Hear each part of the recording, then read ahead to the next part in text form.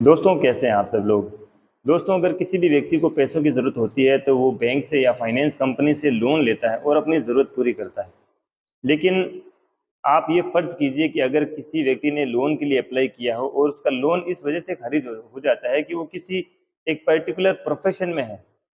इसी के बारे में दोस्तों हम बात करेंगे कि एक अधिवक्ता का लोन जब एक फाइनेंस कंपनी ने खारिज कर दिया, लोन की एप्लीकेशन खारिज कर दी, तो फिर उस अधिवक्ता के द्वारा क्या एक्शन लिया गया और एक्शन लेने के बाद कोर्ट ने क्या आदेश दिया, इसी पूरे मैटर के ऊपर आज हम चर्चा करेंगे।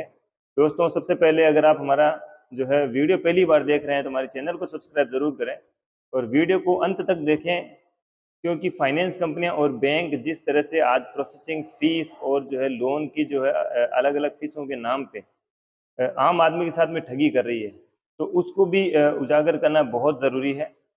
पूरा मामला मैं आपको बताऊंगा दोस्तों। पूरा मामला ये था कि इसमें एक अधिवक्ता के द्वारा एक फाइनेंस कंपनी से जो लोगों को लोन देती है उसमें फाइनेंस के लिए अप्लाई किया गया। उनके कुछ कंस्ट्रक्शन का काम करना था उनको, इसी के संबंध में अधिवक्ता को लोन चाहिए था और उन्होंने लोन के लिए अप्लाई किया। तो अप्लाई करने के बाद में जो प्रोसेसिंग फ़ीस होती है वो 5,000 रुपये के समथिंग वो प्रोसेसिंग फ़ीस उन्होंने जमा कराई और कुछ अदर चार्जेज 618 रुपये के समथिंग, कुछ कुल मिला के 5,618 रुपये के समथिंग जो फ़ीस है लोन के लिए वो उन्होंने जमा कराई। उसके कुछ टाइम के बाद में भी लोन जब क्लियर नहीं हुआ, लोन पास नहीं हुआ, तो जब अधिवक्ता ने बैंक से फाइनेंस कंपनी से संपर्क किया तो उनको पता चला कि उनकी जो लोन की एप्लीकेशन है वो रिजेक्ट हो चुकी है। और वो रिजेक्ट होने का कारण ये है कि फाइनेंस कंपनी ने ये कहा कि हम अधिवक्ता होने के कारण आपको लोन नहीं दे सकते, क्योंकि आप अधिवक्ता हैं इसलिए आपका लोन पास नहीं हो सकता। उसके बाद इसी संबंध में एक फाइनेंस कंपनी के द्वारा ऐसा लेटर जारी करके उनको बिना सूचना दिए उनकी उनकी जो लोन एप्लीकेशन है वो रिजेक्ट कर दी गई।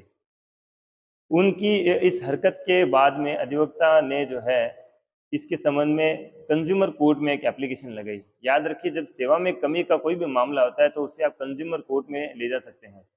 तो कंज्यूमर कोर्ट में जब उन्होंने एप्लीकेशन लगाई तो कंज्यूमर कोर्ट ने दोनों पक्षों की बहस सुनी और बहस सुनने के बाद में जो है आयोग ने कहा कि देखिए हर व्यक्ति को अधिकार है कि वो लोन ले सकता है अगर सारी औपचारिकताएं पूरी वो कर लेता है।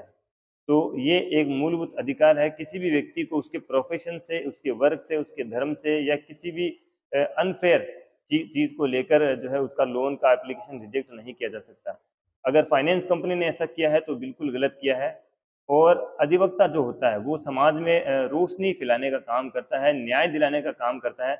अगर उसके साथ में इस तरह का दुर्व्यवहार होता है, फाइनेंस कंपनी के द्वारा इस तरह की हरकत अगर किसी के साथ की जाती है तो बड़ी ही बहुत ही गलत बात है, बहुत ही निंदा करने योग्य बात है।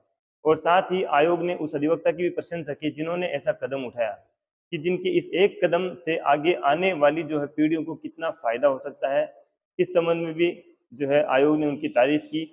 और उनकी एप्लीकेशन को स्वीकार करते हुए इसमें आयोग ने जो है कंज्यूमर कोर्ट ने फाइनेंस कंपनी को दोषी माना और अधिवक्ता को जो 5,618 रुपये जो प्रोसेसिंग फीस उनसे ली गई थी वो भी वापस दिलवाई।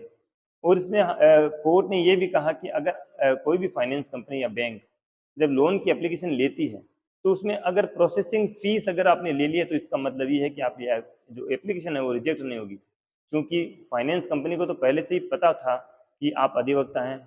जब आपके अफ़सर उनके घर पे इंस्पेक्शन करने के लिए गए होंगे तो उनके जो है माहौल को और उनके जो है रहन-सहन को और अधिवक्ता ने भी अपने फॉर्म में लिखा कि ही इज़ एन एडवोकेट।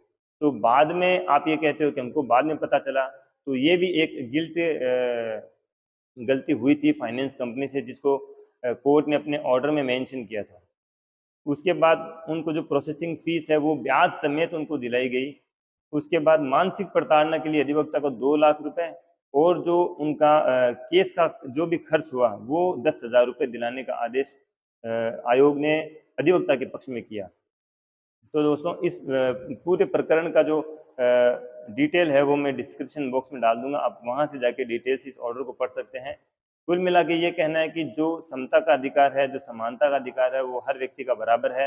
आप किसी धर्म, वर्ग, जाति या किसी और तरीके से अलग नहीं हो सकते। अगर कोई भी आपके अधिकारों का हनन करता है तो उसके लिए आप न्यायालय में जाइए, वहाँ पे जो है आपको पूरा-पूरा आपका बदला दिया जाएगा।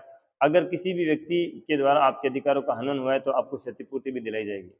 दोस्तों वीडियो अच्छा लगा तो इसको लाइक करें, शेयर करें और हमारे चैनल पे बने रहिए। तब तक के लिए थैंक यू।